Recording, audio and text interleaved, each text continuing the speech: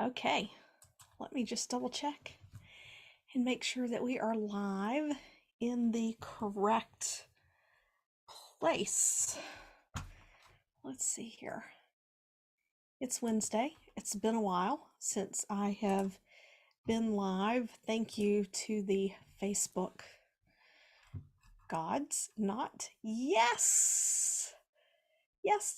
Yes. Okay, so the description is incorrect in the Facebook group. So if you are seeing that description, that I'm going to pull that out right now and edit that because that is incorrect. Do not want you to see that and think that you can join me because that would be inaccurate. All right.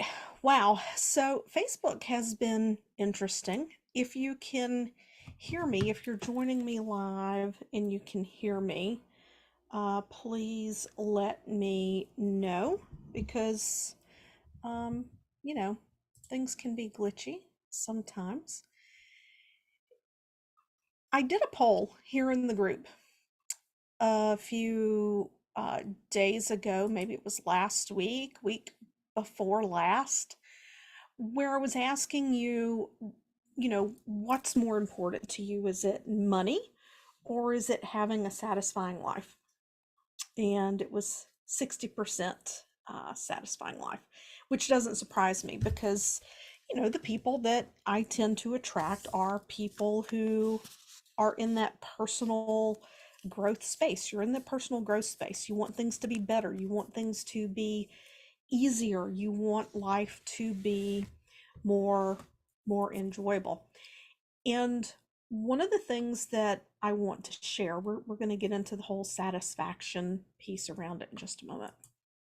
But one of the things that I really want to share is that through the process of finding this satisfaction, if you happen to be an entrepreneur, now this, if you're not an entrepreneur, and I know some of you in this group are not, and that's okay. If you're benefiting from what I'm sharing, I am happy you're here with me because my job is to make a difference in this world.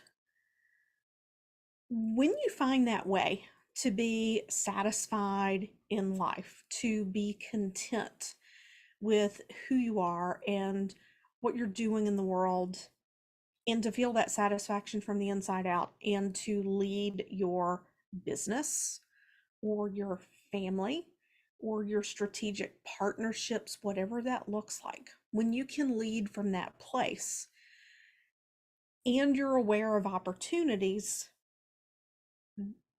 that wealth will naturally come. And wealth is going to look like something different for everyone else. I know the traditional definition of wealth is like really having a lot of money, more than enough money, and you're donating all these things. Well, there are a lot of levels in life where we can have more than enough money. And I don't judge people based on whether they want to have a six-figure business, a multi-six-figure business, a seven-figure business, a multi-seven-figure business. Whatever level of success that you're deciding is appropriate for you, that's what I want to see you have. You may be in corporate and you may be content with corporate, but your corporate gives you enough, more than enough income that you can make an impact in other ways. That's great too. It's all about living our lives with a greater purpose, whatever that looks like. And the satisfaction in life, the satisfaction in life comes from really being true to ourselves, listening to our intuition, and following that, not allowing things to get in the way of that. And pardon me just a moment, I'm going to put my earbuds in because I want to make sure my audio is coming through for you. And it is, so perfect. All right. So how do we lean into this satisfaction in life? When we get nudges, when we get a hint that, oh, you should do this, right? You should try that. That we follow that nudge and we see where it goes. So, for example, I'm just going to give you a weird example that has nothing to do with business. When we lived in Connecticut, my husband played golf. And one day I had the thought, it's like, you know what? Maybe I want to go play golf with you. Like it was a thought. And then there was like this feeling that says, yeah, no, don't do that. Now, if I had gone out from my mental perspective and I had wanted to play golf, I would have been attached to it needing to be a certain way. I would have been attached to needing to be good, and just all sorts of different things. But if I had just had this knowing that was just kind of like, golf is really something you should look into, right? It would have been like, okay, now I know myself as a person, and I know that I have this habit, and this is purely what it is, it's a habit, that when I start to do something, I will pile all in right from the very beginning. So if I start a hobby, I'm going to go buy all the things that I need to do that hobby. I'm going to spend all that money. I'm going to buy all the things. And then within a week or two, I'll probably realize, you know what? I really don't like this. And I know exactly where that comes from. Part of it is a manifesting generator tendency. It's the generating piece of the manifesting generator, but that's not all. And I'll circle back and I'll tell you where that came from, because it helps us to learn a lot about ourselves. But in reality, if I'd had this nudge and it's like, you know what, go play golf. Now, I don't know why my intuition's telling me to go play golf. Maybe it's telling me so I can be closer to my partner. Maybe it's telling me because there's going to be an opportunity and I'm going to meet someone. Maybe it's because I just need to get out and play and not be focused on work, which at the time I was still a nurse anesthetist, but maybe it's telling me you need more play in your life. When we get an intuition and a nudge about something, we don't have to go all in on it. Just take one step and see how it feels. Because some people will get a nudge to, say you're in the online business space, some people will get a nudge to start a program. And rather than, leaning into it and seeing, okay, is this my thinking brain? Is this my intuition? Let's flesh this out a little bit. Let's see what it feels like. They will just go all in building something without feedback from the people they want to work with. And they spend a lot of time and energy into that. And it's not to say that is wrong. Okay. It's not to say that that piece is wrong. It's more about slowing down so we can really listen instead of getting the nudge and immediately getting into thinking and just going crazy about it, and immediately going and buying a website and getting a membership platform and doing all of these things. We want to lean into that intuition and say, okay, I'm curious. What is this about? I'm supposed to build a course. What is that going to look like? What should that feel like? And just take one step and get curious, and then take the next step to see what unfolds next. Because we can get a hit on our intuition, and then our thinking brain jumps into making assumptions. And next thing you know, we've gotten into this situation where we've really overcommitted on a lot of things. We've overwhelmed ourselves, and then we lose the connection with that intuition. So I was talking about the story behind why if I had ended up going to play golf with my husband, it wouldn't have been a good thing. Um, because I know myself. Golf is an expensive hobby. And when I grew up, my mother always said, if you can't do something right, then you can't afford to do it at all. Do it right the first time. And so to me, doing it right the first time is all about um, it's all about having all the pieces that you need, getting it all together, making sure that things are working the way that they're supposed to work. It's about perfectionism, right? And none of those things line up with our intuition.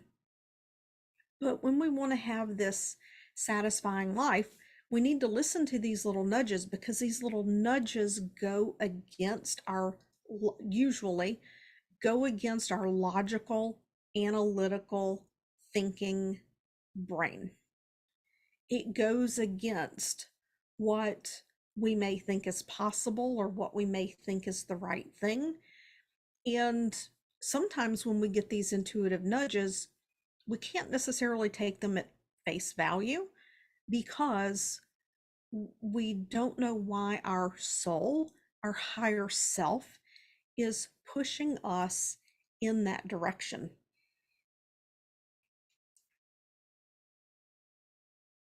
When we recognize these things about ourselves around the stories, the experiences in our life that drive our behaviors, then we can begin to notice the difference between our inner critic and our intuition. Our inner voice is made up of both.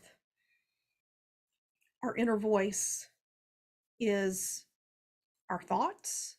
It can be the spirals that we get into from our thinking, from using our imagination to worry, to future surf, but it's also our intuition. It's also that deeper guidance. And it's up to us to learn to dance with both and to understand where that is coming from, to understand what's happening that is creating that. And then that's what gives us ultimate, I don't want to say control, because control is an illusion, but ultimate influence over our life. And so many times we have these stories that our business has to look a certain way, that we have to do things in a certain way, that we have to speak in a certain way, that we have to dress in a certain way if we want to be taken seriously um, by people. We have to use a certain language and certain words and talk about certain things.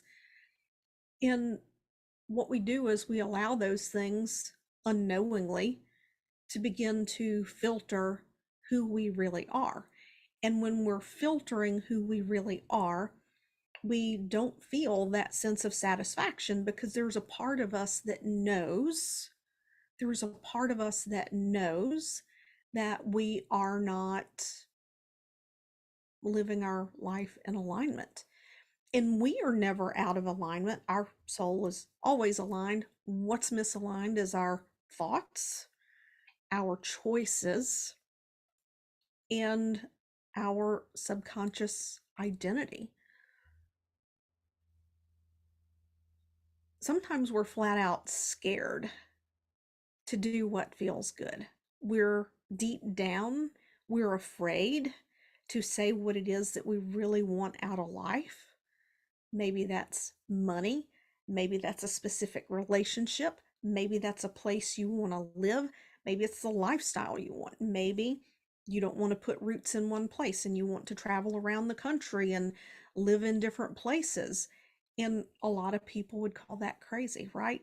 People call entrepreneurs crazy. But those same people work for people who are entrepreneurs. So there's a duality there that is really interesting. And when we lean into what it is that we truly want, because I'm going on the assumption here that of the people who follow me, you're not malicious in intent. You're not someone who would willfully want to hurt people or be rude. Excuse me. But having boundaries around what you're available for, and having those boundaries to say, look, this is what I want. This is what's important to me. This is what makes me happy, and I love and respect you, but this is what I need to go do. And to have boundaries around not getting into dust ups or arguments or anything like that around what's important to you, that can be an uncomfortable part of the journey. And so many people will sit back and never follow through on what's important to them because they're afraid of what other people think, or they think they can't do it because they have kids, or they believe they can't do it because they're married, or maybe they're in a marriage that they don't like, it doesn't serve them anymore, but oh my gosh, I made this commitment, I have to stick with it. Even though a part of you is screaming, you need to get out of there. You need to do something different.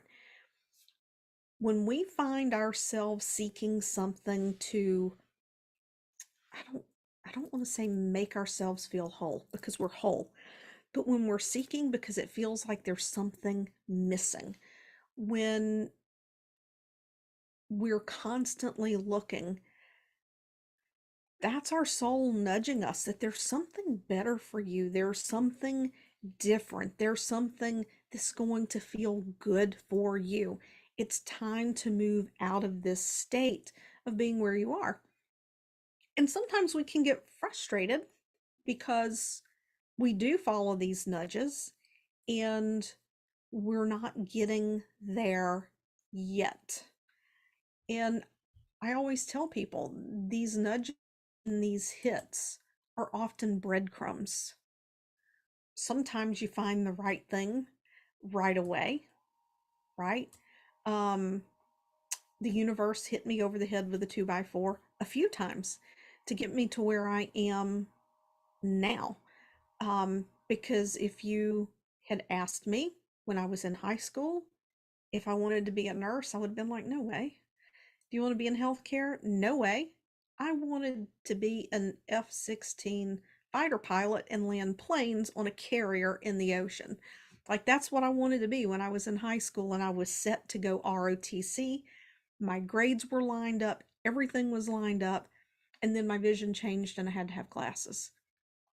And I still wasn't sure what I wanted to do. I thought my uncle was an optometrist. He said, hey, you're really smart. You go to optometry school. I'll cut you into my practice. When I retire, you can buy me out. And I thought, well, maybe I'll do that. I did a 2-year degree, and along the way, things happened that pushed me away from that. And then something else happened that pushed me into nursing. And I ended up in nursing. Um, Purely for reasons not related to caring for people, but what I found that lit me up was caring for people, and I'd never had an experience in my life that led me to believe that I would enjoy caring for another human being to move them out of their suffering. But it was a series of events that kept nudging me that way. I was moving away from pain and into some other alternative for myself. Now, over time, I reached a point where I wasn't really satisfied with nursing anymore. I was looking for something else that nudged me into anesthesia. Then, when I was in anesthesia, things started to line up like dominoes, where I learned about this other world of the power of the mind, of energetics. And just one thing has led to another. And it was because I followed those breadcrumbs. I did not know what I was going to be doing right now when I was 18 years old. And sometimes we put expectations on ourselves to have this stuff figured out right away. And I mean, I connect with people in their 40s and 50s all the time. I connect with people who, on the outside, look like they have it all figured out, and on the inside, they're still seeking, right? They're making a huge impact in the world and they're still seeking. I think it's the nature of our personal growth that we always know that, like, there's another next step, and we get to be curious and we get to be in love with that, and we get to um, move forward. Now, if you are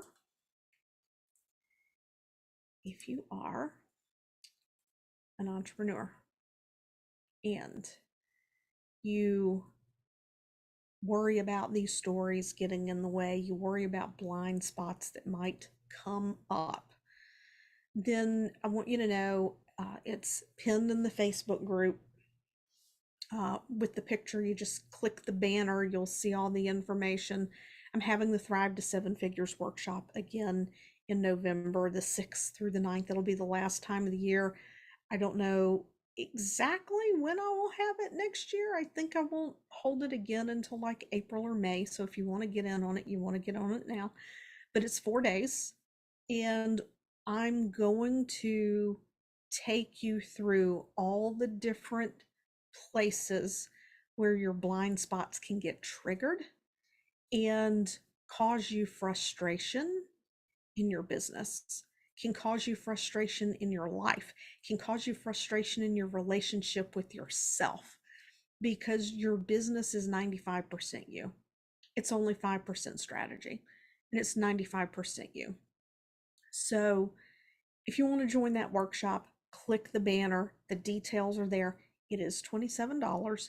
However, you get lifetime access to all the replays. There's going to be a little bit of hypnosis every day. So you get access to that. If you have any questions, DM me, or if you're interested in some other way that I could possibly help you, then just drop me a DM, message me. Otherwise, I will see you next week.